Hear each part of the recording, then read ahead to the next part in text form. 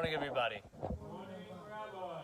This week's parsha talks about the different sacrifices that a person can offer to Hashem. Starts to discuss that, and then it says something about the different side things that were given together with a sacrifice.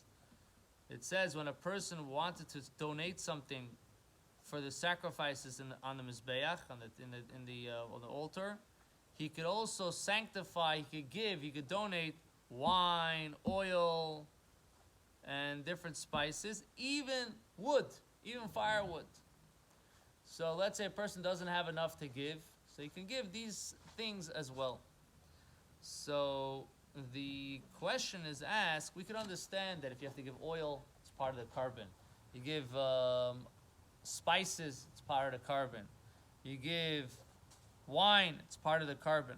But the wood is not part of carbon. The wood is there to be able to burn, to offer the carbon on top of it. In other words, you have a similar concept when it comes to certain mitzvahs. It's called hechsher mitzvah.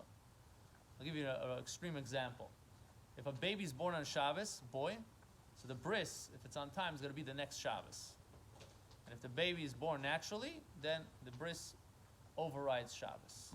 A mohel can come and perform circumcision on Shabbos, even though you really can't do such an act on Shabbos, but because the mitzvah, you can't do a bris of somebody that's 30 days old on Shabbos, even though you never bris it, because it's not the 8th day. If it's not the 8th day, it doesn't override. You got to wait till after Shabbos. Sorry? He cannot even do the bris. If it's a 30-day-old boy that didn't have a bris for whatever reason, he cannot do it on Shabbos. Shabbos will not, he can't make the bris. Making the action of bris, he cannot do it on Shabbos. If it's the 8th day, he's allowed to do it. Now, this what you were saying is right. Now, the mohel, if it's the 8th day, cannot take a car to that bris, because that's a hechsher mitzvah. That's a preparation. It's not the actual mitzvah. He can't even bring his knife if there's no erev from his house to the place on Shabbos, unless there's an erev, because it's hechsher mitzvah. Hechsher mitzvah means preparation for the mitzvah, not the actual mitzvah.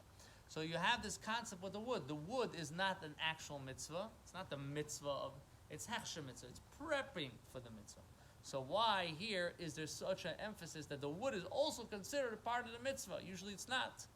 More than that, there were certain families that used to donate wood to the temple, and every year they used to donate on the same day that they donated the year before, and that day for them was a yontif, and they wouldn't fast, and they wouldn't all different things. And if there was certain, it was such a strong holiday for them personally, there's certain things they were exempt from doing.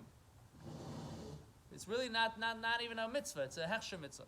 Explanation is that there's something very, very important about this. The wood is here giving everything up for something else. The wood is giving his whole self up for what? That a mitzvah should be done. He doesn't get credit. He's not there. So there is this bittul, there is this preparation. The hechsher, you want to have preparation for a mitzvah, you got to nullify yourself. You got to make yourself humble. If you're coming with a big ego, I'm here and I'm going to do the mitzvah for Hashem, and everybody should see me doing the mitzvah, and look at me, and God, you owe me now. That's already a little bit of a problem. It's a little bit, the ego is a little too much. So the hechsher mitzvah, there is a very, very strong lesson that we have in the wood. The wood is giving everything up. It's turning ash. For what? For the mitzvah. This is a way that we have to prepare ourselves for the mitzvah, to know that this is the way to, the introduction for the mitzvah, that we have to come humble. Ka'ani, like a poor man that's standing, charash, that has nothing. We're standing before God, and we have the opportunity. God gave us, Hashem doesn't need it. He gave us an opportunity that if you want, you can do this, and I will consider it as a major connection to Hashem. So Hashem help, we should be inspired.